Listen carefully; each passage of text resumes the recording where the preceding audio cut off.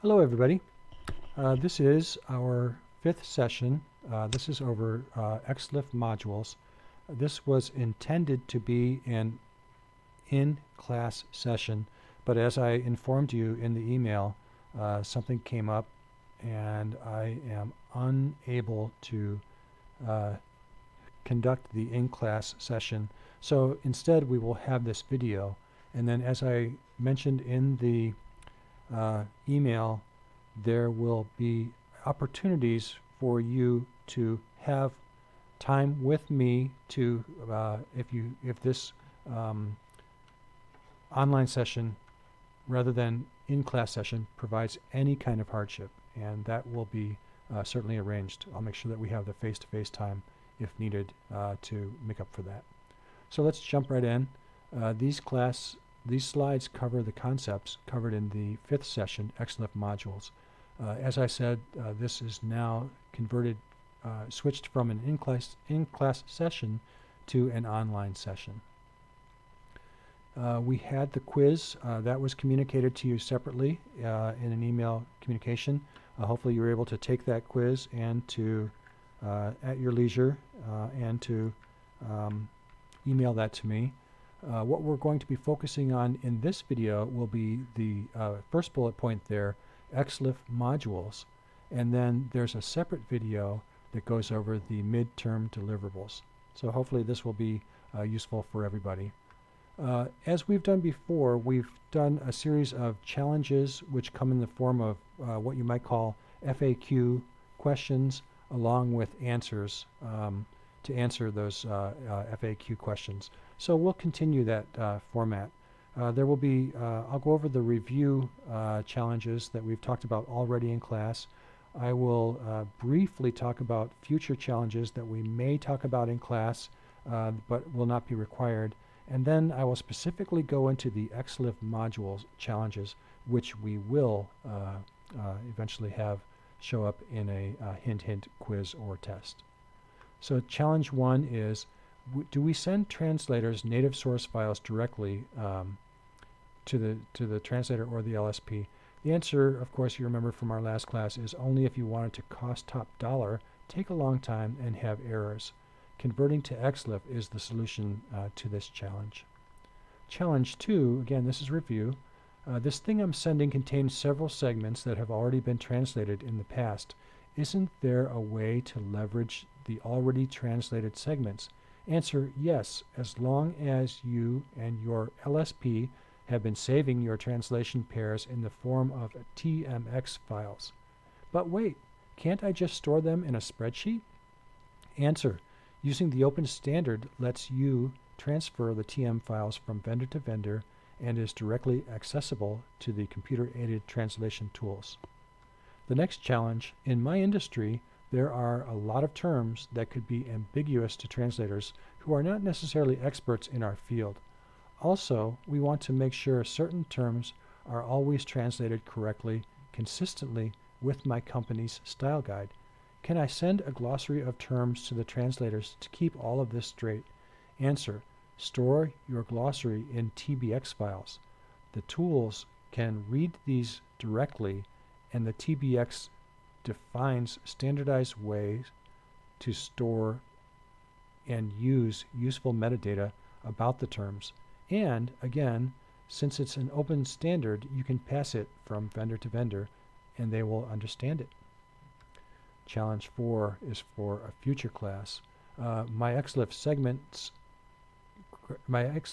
granularity varies, and my TMX files and TBX files are not leveraging things I know are captured.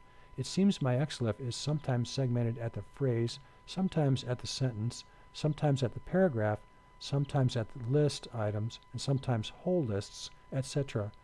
Isn't there a way I can tell XLIFF and tell my localization service provider how to segment consistently, there's a typo there, in a way that best works for my business? Answer, yes. Use SRX. It's an open standard. It's supported by the tools, and it works. Another future class possible challenge. I struggle to convey best practices to my content providers in terms of preparing the source content in ways that it will be optimal for translation and conversion to the XLIFF file. I wish there was a way I could add processing for localization and translation directly into my DocBook, DITA, SVG, HTML, etc. files. Answer, you can. It's called ITS. You can put a ton of great translation aids right in your source XML with tools. And best of all, it's all turnkey with HTML5. And then our future class, I'm at odds with my localization service provider at how to measure the translation efforts and how much I should pay. Going word by word in word counts works for some, but not all, languages, like Japanese and Chinese, and others where there's no such concept as a word. What metrics can I use cross-paradigm? Answer, use GMX. All this has been solved and in a way that is unambiguous and traceable to an open standard. Okay, so let's use that format and let's talk about XLIFF modules. As a reminder, XLIFF Core supports the minimum set of tasks required to do a functional translation from a single source language into a target language. XLIFF modules extend the functionality of XLIFF Core. XLIFF modules are optional. So let's talk about that. XLIFF 2.0 modules include translation candidates, glossary, format style, metadata, resource data, change tracking, size and length restriction, and validation. Now I'm going to give examples. I'm going to define each of these use cases and tell what attributes and elements you would use in the XLIFF module from the specification. I will give examples of translation candidates, glossary, format style, and metadata. The resource data, change tracking, size and length restriction, and validation modules, I'm only going to present the use cases and tell you which elements and attributes to use. And that will be hint enough information to get you by for the quiz and the test, and certainly to do your projects or your deliverables. But if you would like a deeper understanding of those extra, more advanced modules, just ask and I'll be happy to explain them. Okay, so let's start off with challenge 7. Okay, I agree, providing XLIFF to my translator is better than providing a proprietary format file. And I agree TMX is the way to manage and leverage previously translated segments. But is there a way to add the TMX segments into the XLIFF file so the translator sees the leveraged TMX segments in the XLIFF file? In other words, not jumping from XML to XLIFF to TMX and trying to manage all of that in their head, but can they have it directly in the XLIFF file so that the tool can present those translation candidates? The answer is yes. The translation candidates module specifies how to do this. The translation candidates module specifies a way to embed matches from translation memory or machine translation application in an XLIFF file and identify the match quality, the match suitability, and the similarity. The elements used are matches, match, metadata, or original data, source, and target. And the attributes are ID, match quality, match suitability, origin, reference, similarity, subtype, and type. Now, remember that these are each module or XLIFF core has a namespace, and we talked a little bit in our XML segments about what namespaces are. But in this case, the metadata namespace has its own, the translation candidates has its own namespace, and then it borrows from other modules and from core. So let's look at an example. Let's start off with this XLIFF file. It's basically about a lot of bands that I like. The Ramones, The Clash, Soundgarden, MC5, Nirvana. And then it has some information that we will use to build and to enrich to help our translators to do the translations using advanced XLIFF features. So the matching TMX file is a garden variety TMX file that has already translated segments that we can use to leverage in this XLIFF file. This is standard TMX markup, XML markup. So with the TMX file, we can enrich the XLIFF file so that the actual matches are embedded within the file. So in this case, we have this match here using the translation candidates module that suggests that this sentence has already been translated as into, in this case, German. So then when we get to the XLIFF for this segment, we can then say, okay, we'll just accept the suggestion from the translation candidates module. The next challenge is, okay, I agree providing XLIFF to my translator is better than providing a proprietary file format, and I agree that TBX is the best way to manage and disambiguate terms important to my company or industry. But is there a way to add the TBX terms into the XLIFF file so the translator sees the terms in real time when they are processing the XLIFF file? The answer is yes. Use the Glossary module. So the Glossary module lets you embed entries in an XLIFF file. You can add definitions and translations for terms using the elements glossary and definition and the attributes ID, ref, and source. The Glossary module provides mapping points for terms from TBX files. So let's take that same XLIFF file that we've been looking at, and let's come up with a TBX file that covers some of the terms that have been identified as terms in the XLIFF file, and then let's enrich the XLIFF file with these terms right into the XLIFF file. So in order to do that, we will use the Glossary module. So in this case, we have a TBX enriched fragment. So we've already enriched it with our translation memory, but now we have this glossary. In this case, it says I have a term called clash, and the definition of this is that it's an early punk band from England. So when I go into this clash and I have a term that has been, oops, it's actually fallen off of the sheet here, but I have a term that's been identified as a term, I can then look at this glossary term and say, okay, it's not ambiguous to me anymore.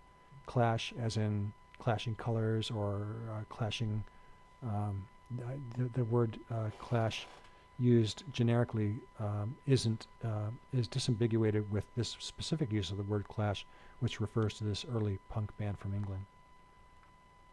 The next challenge is, okay, my XLIFF files contain the text I want translated, but I know the translations can vary based on context. For example, the text might be translated to optimize it for readability in a table cell or a list item, and differently if it were in a paragraph or a title. Do I need to write some kind of a custom solution to preview the format for the translator? The answer is no. Use the Format-Style module. It provides standardized ways to provide an HTML representation for a browser to preview. The Format-Style module features the FS and the sub-FS attributes that let you associate an HTML element and optional HTML attributes with an XLIFF element. With the HTML element associated to XLIFF elements, tools can render a browser view of the XLIFF file for translators and reviewers. So here's the way that works. We start off with an XLIFF file, and if you tried to open this XLIFF file in the browser as is, it wouldn't display in a meaningful way. But if you add these attributes, FS HTML, which is what we want the file element to transform to, FSP, which we want this source paragraph to translate to, and then some FS strong and FS BR elements to insert there, And we even have sub-fs to show an image that we want to display with this formatting. So when the machine sees that, they transform this using those standard XLIFF modules, format style modules, and they're able to create this HTML fragment, which would look very, which in the browser would give us the correct formatting to give the translator an idea of how the results will look. Challenge 11, and this is the final one that we'll have an actual example from, or for. I understand that the strength of XLIFF 2.0 is that its conformance requirements ensure interoperability by compelling us to use specified core or module features to accomplish our translation workflow. But I have a needed function that is not specified in XLIFF 2.0. Can I implement my function in XLIFF and still be conformant? The answer is yes. You can use the metadata module. The metadata module lets you add custom metadata to XLIFF 2.0 files without using a custom namespace.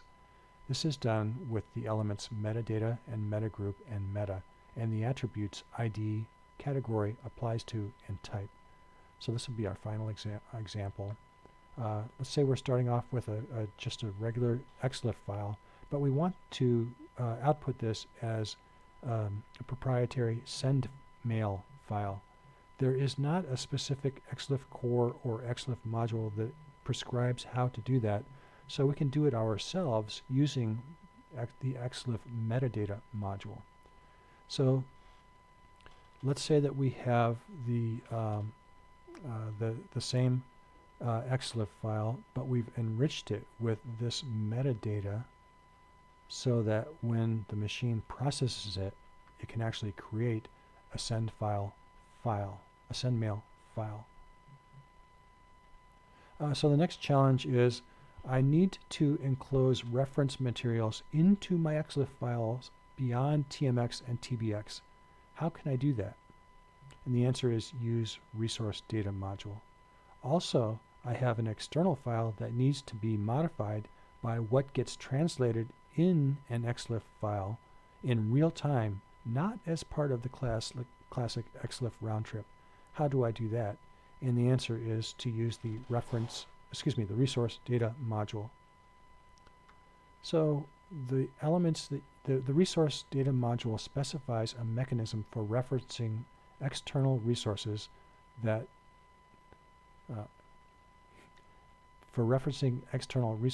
resource data that is to be modified or used as contextual reference during the translation.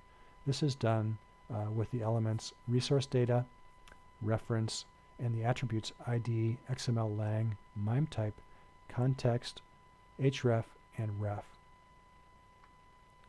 Next challenge, my source files change often.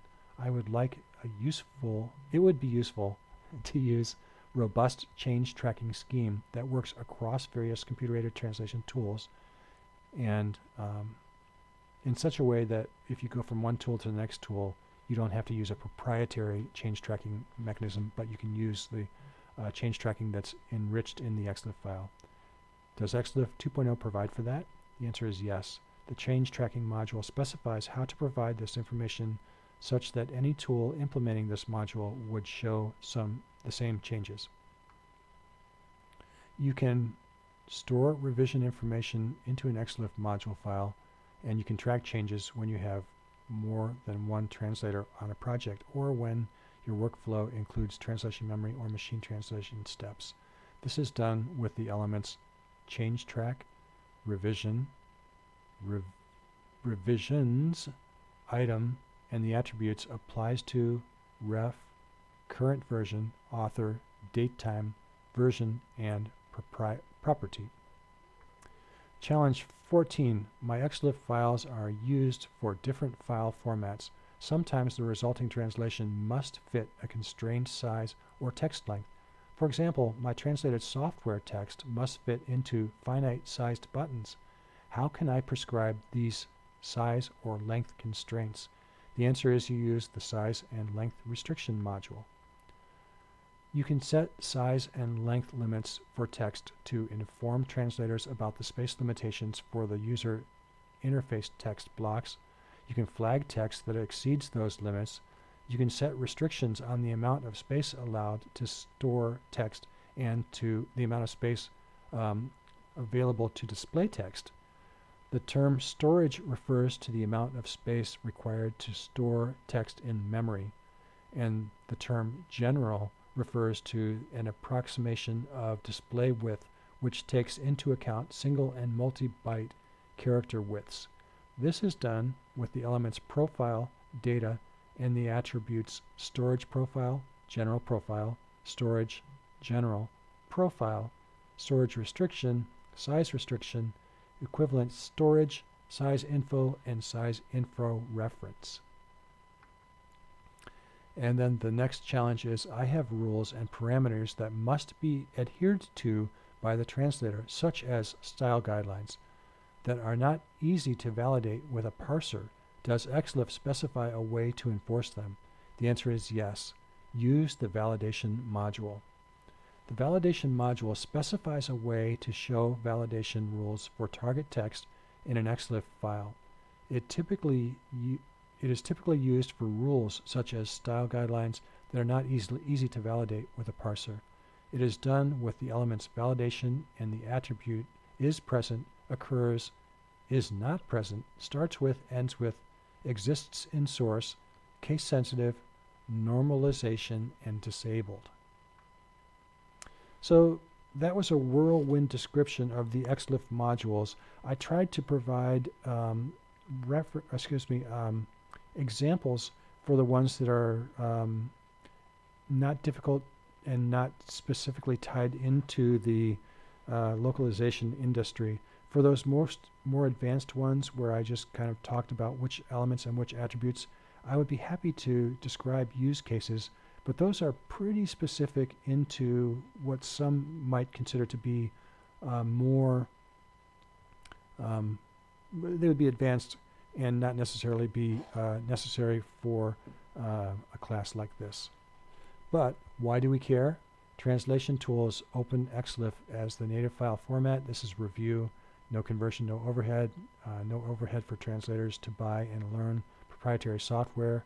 And again, some formats are exceedingly difficult to translate in their native file format, like websites, software, and graphics. Some of this you can do with core, and some of it you have to really do with advanced methods that XLIFF provides in the XLIFF modules. So hopefully that was clear to you. Again, if this causes a hardship that I'm not in class to answer questions, you can always send me email. You can request an office visit where I will be happy to go over any of this.